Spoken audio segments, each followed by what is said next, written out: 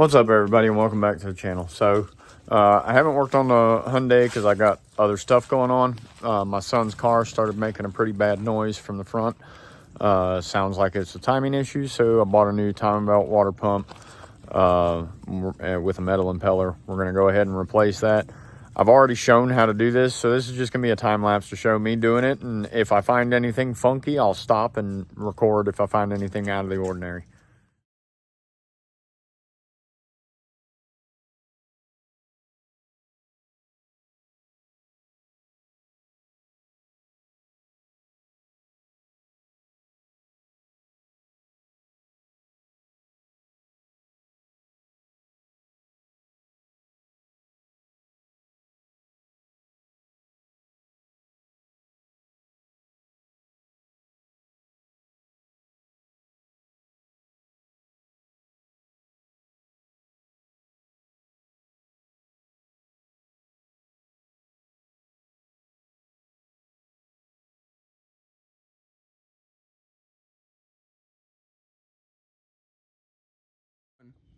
All right, guys, so I just found something really interesting on my son's car.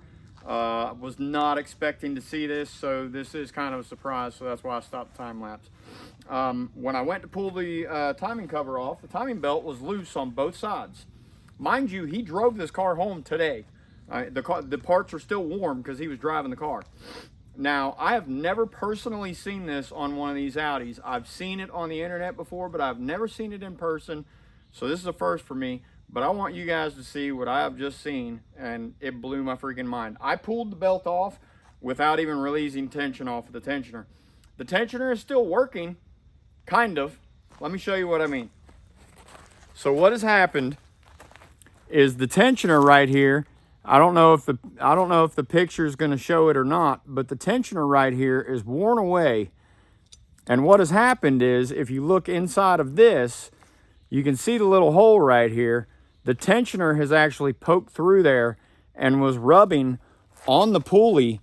And I kept hearing metal on metal when my son was driving. And that's what was happening. You can see the scarring on the inside of the pulley. You can see the scarring on the inside of the pulley, and you can see where that pin's been riding. So that belt was loose as all get out. It's a miracle that he did not blow his motor and bend all the valves. So now we're going to put all new components in there and carry on. All right, so this is not supposed to go through here. This is supposed to be sitting solid against here. Because there's that hole that's worn in it, now it actually goes through and it rubs against the pulley. And we were hearing metal on metal, and that's why.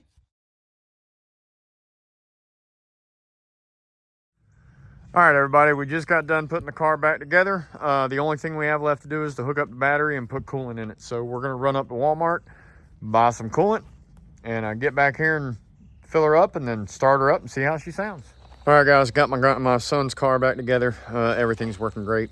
I did lose one of the clips off of the timing cover when I was trying to clip it back on. So we went to the junkyard today and got a new timing cover.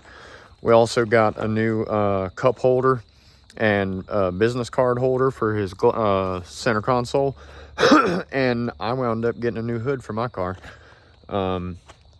The fenders were damaged and the front bumper was broken, but the hood was in okay shape. It's got a couple of blemishes on it, so I'm gonna show you my hood. So this is the hood I got today.